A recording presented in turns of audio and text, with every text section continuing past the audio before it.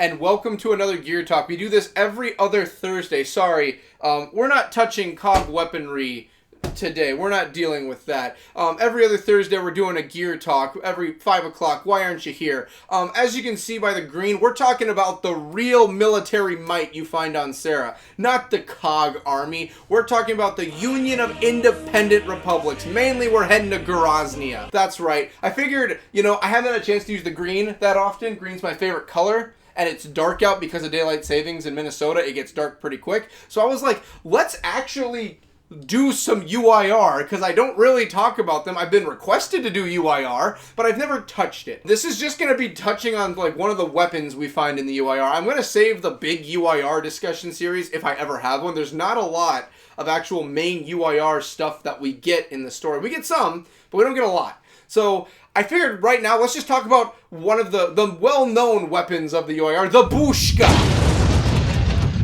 Or also known as just boom, because boosh in GORASNI translates out to boom in English, or at least Sarin for the language. So the Booshka we're going to be talking about. The ridiculously odd grenade launcher developed by UIR technology that just so happened to also just be a bouncing Betty off of walls as of a grenade. So let's get into it. So we've talked about grenades before and explosives when we come to the weapons series for everything. Like we've covered, the goal is to finish all the weapons, but we've covered a lot so far. But this is the first time we've had a UIR weapon introduced. So the UIR were always a little bit interesting because they were like the polar opposite or the difference of what the COG had. For instance, the Markza was different than the long shot. For instance, the long shot, fewer rounds but hit harder. When it came to the Markza, a lot more shots it had inside of it, but it didn't hit as hard as the long shot did. They were kind of like polar opposites now and then. Now, the Markza was more known as their primary instead of the long shot, while we had the Lancer. But it was more seen of like, these were the weapons we were working with. They were kind of like similar but different to the COG. This was just its own thing altogether.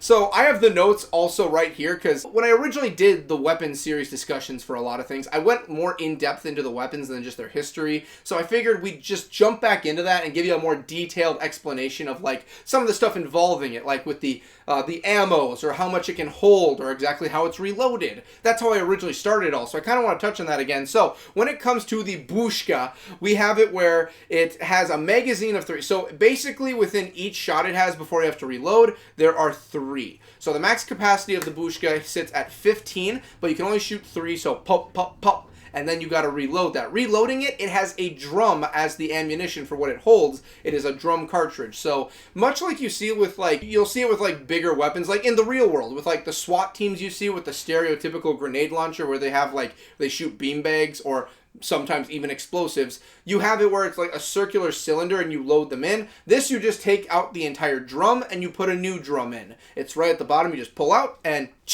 pop. Right in, and it's ready to go. Very simplistic for the Booshka. I'm going to say Booshka this entire time. I enjoy it. I love Booshka. It was a semi-automatic grenade launcher, so it's not like you could just fire it off in one burst. You had to shoot, and then you had to actively choose to shoot again. It wasn't a situation where it all just shot off at once. Like the Lancer, you hold the trigger down, it keeps going. That was not what the Booshka was made for. It was made, you shoot.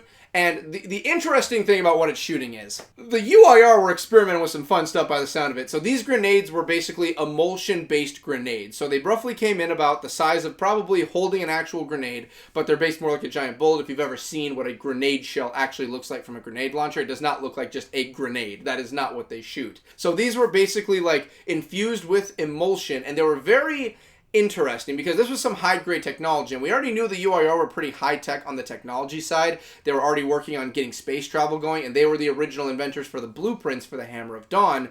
These were like touch-sensitive or smart grenades, they were called. How it worked is that if they came in contact with a living being or something that it just didn't bounce off it directly, they would explode on contact. For instance, the best I can say is like vibrations. So, for instance, if you were to hit me right now, like this, my body's going to absorb and spread out, and it's going to kind of like just take in the vibration. Like my body would even push back. That's how it works.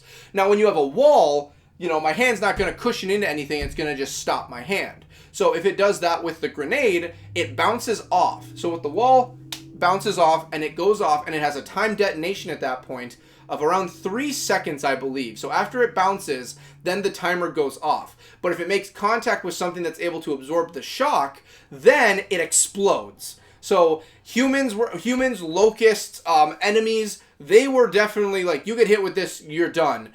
Because point blank, a grenade to your chest, you're kind of finished. This was never as powerful as like we see with like the boom shot. The boom shot was always seen as like the most powerful launcher there was in the game.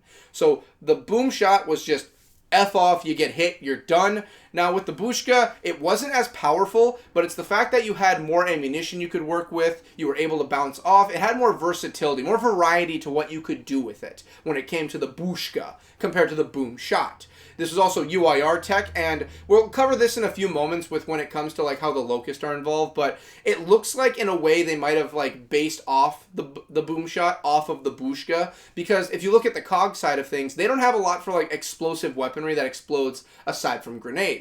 The UIR are the only ones that actually have some explosives, and we see when it comes to the Locusts at least, they base some of their ideas or things off of the surface dwellers, the humans, because we see in the Rise of Rom, they are able to actually go up and see the world. It's not like they've never seen humans before. So they might have based some technology off of the explosives. It's up for debate on that. It's never been stated yay or nay, but it is something fun to think about. With this being a UIR weapon, you can probably guess that the UIR were the ones that were using this most of the time.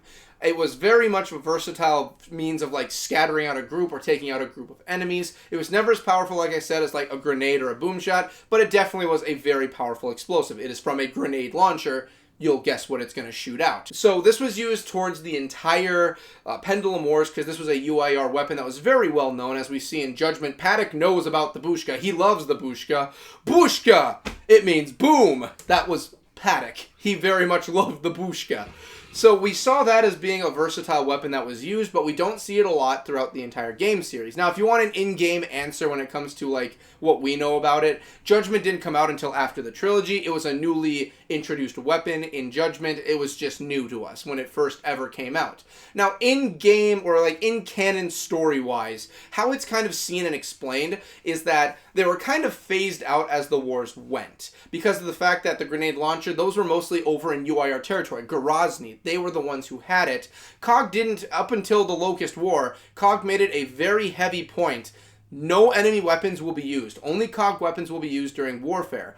And we see in Judgment that even Loomis sees that as like, that's a big no-no to use Locust weapons. In general, Locust, UIR, anyone who's a weapon enemy of the COG. They never really had a lot of anything in general on Tyrus or in COG territory. Now we do see in 4 that there are not even memorials. There were no memorials. There were museums and things that showed like propaganda of like, these are the flimsy, dull weapons of the UIR compared to us COG with our weapons. And you would see like the Marxas were there, the Armors, the Booshkas were probably there too. So there weren't a lot in general just sitting around on Tyrus. But you do have it where, and this is where a theory I have comes into play, you have it where they're over in Halvo Bay.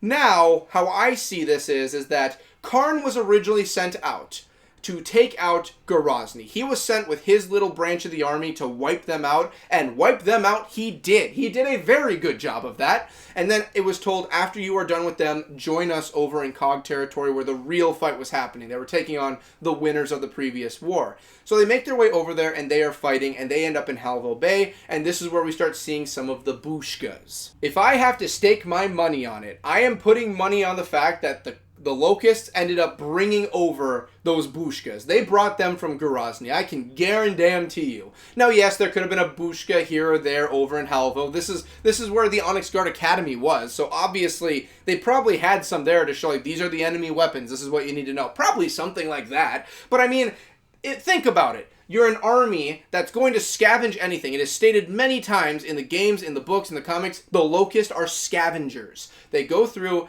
they're called the Locusts. Anything they come across is either repurposed for them to use or they destroy. The Locust, a Locust swarm. So they would take anything they had and use them. That's why they use Lancers. They take Lancers from dead COG and they use it.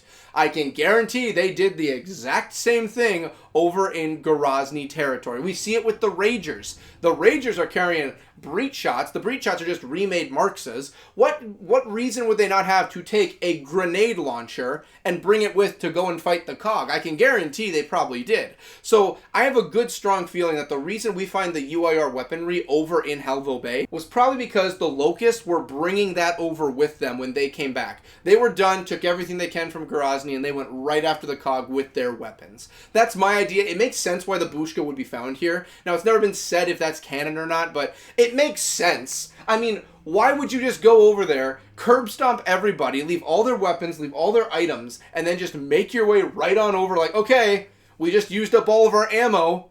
Let's go and fight another battle now. I mean, it makes sense. Let's go take their weapons. The Marxa, we don't like the style. Here, we made a breach shot. It's got a battle axe at the end. Look, this thing shoots grenades. Let's take it with. It kind of makes sense. So that's what I think about when it comes to like the Booshka, is that this was really just, it was never refurbished. That was the thing I found most interesting, because the Locust would take weapons and rebrand it into their style. But they never did that when it came to the Booshka.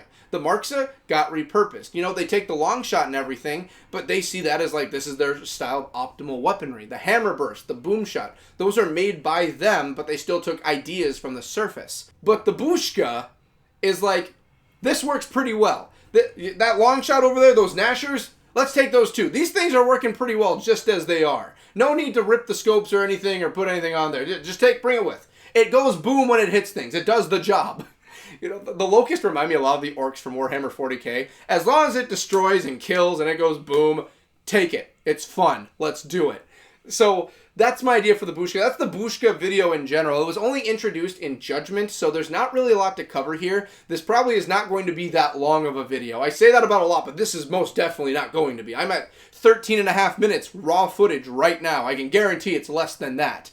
So that'll be the Booshka. I want to thank everyone for watching. I want to thank everyone for making things possible. Thank the patrons for making things possible. What are we going to do next for weapons? I have no idea. How it goes for me is, whenever I get to the point where we get towards the end of the year, I'll pick out some videos that are like in my save file, and I'll be like, that looks good. I don't want to do that one. Don't want to do that. Saving that. This one looks nice. And then I'll be like, you.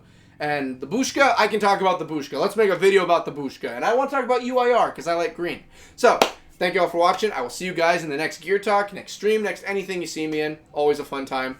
See you in the next one. Later!